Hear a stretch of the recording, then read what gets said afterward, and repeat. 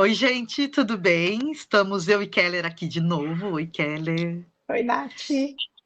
Ei, a gente veio falando nos últimos vídeos sobre lutos, né? Sobre diversos lutos. E uma das coisas que sempre ficou presente nesses vídeos é que os lutos eles vão acontecer durante a vida. O luto, para além do luto, quando se morre alguém, existem diversos lutos, lutos de profissão, lutos de relações.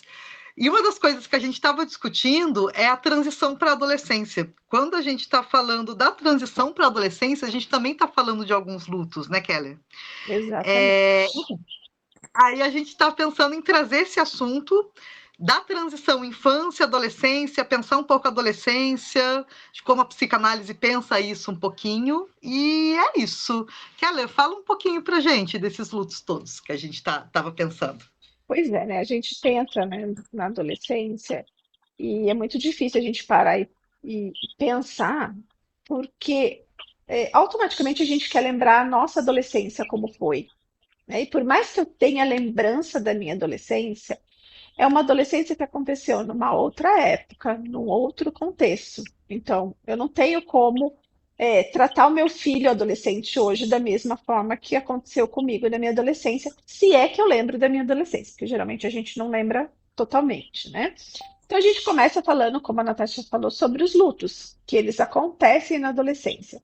Que lutos são esses? Eu vou citar três e aí nós vamos falar um pouquinho de cada um deles. O primeiro luto é o luto pelo corpo infantil. O segundo luto é o luto pelo papel e pela identidade infantil. E o terceiro luto é o luto pelos pais da infância. Natasha, você fala um pouquinho para a gente sobre o luto do corpo infantil? Sim, tem o luto do corpo infantil.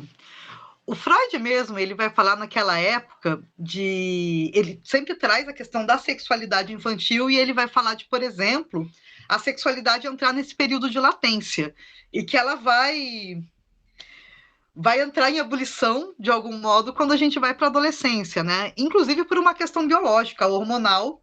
Então, muitas coisas, muitas modificações vão acontecer no corpo. Por exemplo, os meninos têm aquele momento da voz engrossar e dos primeiros pelos de barba. E as meninas também vai começar a ter pelo corporal e todo mundo vai ficar muito confuso sobre o que está acontecendo. Aí, às vezes, um amigo vai comentar, ou tem uma amiga que já tem seios, a outra não tem na mesma idade. A questão da menarca, que é a primeira menstruação. Tudo isso vai acontecer, e às vezes acontece tão de repente que a criança fica em luto, ela fica percebendo o corpo dela como era, como é o corpo dela agora e como ela vai lidar com esse corpo que vai passar por um processo de mudança, né? Essa mudança ela vai se dar ao longo da adolescência até ela estabilizar ali no início da vida adulta. Tudo isso é um processo, e é um processo que é vivido com muita intensidade, né? Inclusive, quando a gente entra na adolescência, uma característica também é tudo ser muito intenso. A gente vai sentir tudo com muita intensidade. Alegria, raiva, vergonha, começa a ter muita vergonha, e vergonha dos pais, vergonha de falar alguma coisa na frente dos amigos, tudo isso, né? Então, um primeiro luto muito perceptível, ao meu ver, é esse luto corporal. O meu corpo estava se comportando de um jeito que eu entendia até então, de repente ele se rebela, ele se revolta e começa a acontecer uma série de transformações. Tem uma série que eu gosto muito, é uma animação que fala muito desse momento de transição que chama Big Mouth. Tem na Netflix. Eu adoro, assim. É muito interessante, Keller, porque não sei se você já viu essa animação, Não vi. que tem um momento que são vários, tem meninos, meninas e tal, e estão lá vivendo a vida deles, de repente surge um monstro. Cada pessoa vai ter o seu monstro, que é o monstro da puberdade. E aí eles são realmente monstruosos, peludos, e eles são muito boca suja, e eles são intensos, é um grande caos. Além do monstro, existe, por exemplo, uma figura que é um gato muito gordo, muito grande, que deita em cima das pessoas, que é o gato da melancolia, o gato da depressão, que deita em cima e a pessoa fica recolhida. E tem um momento também, quando uma das meninas vai ter a primeira menstruação, que a monstra da puberdade dela, nossa, taca fogo na casa, assim. assim, é uma coisa, é tudo muito intenso. Então, eu acho que essa série ajuda muito a gente a perceber esse momento como uma transformação muito grande. Quando a gente está falando de lutos, a gente está falando também de transformações muito grandes, né? Que é quando algo deixa de existir e a gente tem que transformar isso em outra coisa, né? Então, eu acho que um primeiro momento, um primeiro luto que a gente pode pensar é esse luto do corpo infantil. E aí E, tem a questão da identidade. Pode falar, Keller. e aí, pensando um pouquinho, né, Nath, nesse luto infantil, do corpo infantil, a gente pode pensar assim, né? Não trazendo para as palavras técnicas, mas vamos pensar numa linha de crescimento. A gente tem a criança. E aí depois tem um intervalinho aqui antes de chegar na adolescência, né? Então, quando está lá a criança, o bebê ainda bem pequeno, né? Abaixo dos 5 anos, é aquele momento que a criança coloca muita mãozinha, né? Ele está ali se descobrindo, ele tem sensações no corpo, e através dessas sensações ele vai colocar a mão, ele vai se explorar ali, né? E aí tem esse intervalo que onde ele dá uma apaziguada ali. Bom, já descobriu o que eu tinha e apaziguou um pouquinho.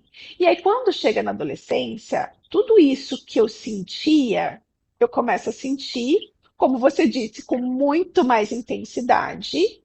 E o pior de tudo, na adolescência eu não posso pôr a mão, né? Eu estou Uhum. na rua, ou então eu vejo uma menina, eu tenho, né, tenho alguma sensação, eu vejo um menino, eu tenho uma sensação que eu já não posso mais explorar como eu explorava lá na minha infância.